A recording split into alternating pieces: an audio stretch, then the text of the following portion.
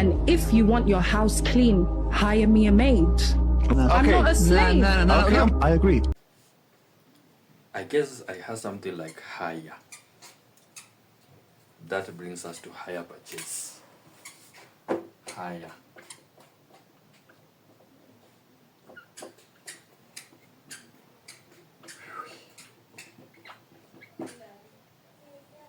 Higher purchase.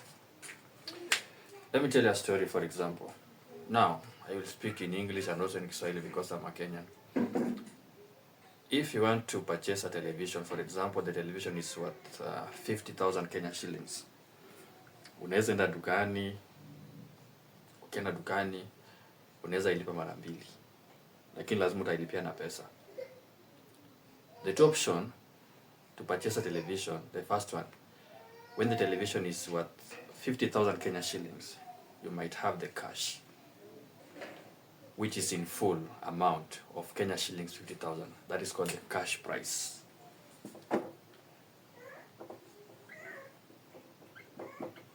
That is 50,000 Kenya shillings. That is the first option of payment. Forget about the first video. The second option of payment, you might be in a place whereby you want to purchase it and you are not having the full amount of 50,000 Kenya shilling. But now you might be having something like, let's say 30,000 Kenya shilling. Now, because these people, they want you to go with this television home, they can tell you now, you can give us that 30,000.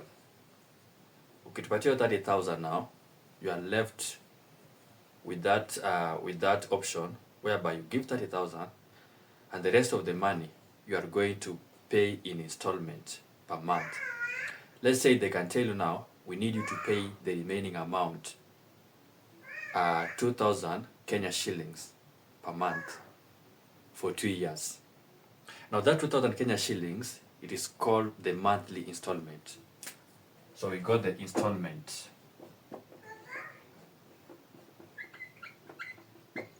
Installment, that is called the monthly installment. You are going to pay 2,000 Kenya shillings per month. The total number of months that you are going to pay this 2,000 Kenya shillings is going to be the months for 2 years, which is equivalent to 2 multiplied by 12. Because 1 year is equivalent to 12 months. Now when you take 2,000, you multiply by the total number of months, which is 48 months. Which is 24 months in 2 years. So it is 2,000 multiplied by 24. Because for 1 month you are only paying 2,000. Means that for 24 months, the number of months is equivalent to 24. And each month you are paying 2,000. So the total amount you are going to pay, 2,000 per month for 24 months, it is going to be the total monthly installment. Total monthly installment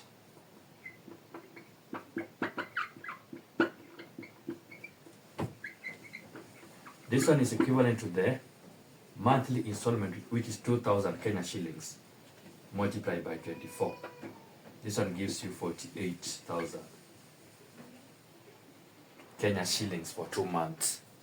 But now again, you remember there's that certain amount that you had deposited before, the 30,000 that you had in the pocket. Ile 30,000 ulikuwa na kwa mfuko, hiyo inaitwa the deposit. The deposit is equivalent to 30,000. But now let us look.